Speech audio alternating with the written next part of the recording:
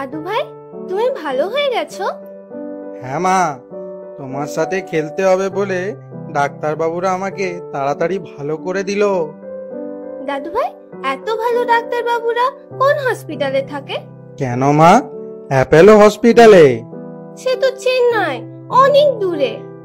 আর দূরে নেই মা, অ্যাপেলো হসপিটাল এখন আমাদের শহরেই। হ্যাঁ, ঠিকই শুনছেন। অ্যাপেলো ইনফরমেশন সেন্টার এখন আপনার শহর বাঁকুড়াতে।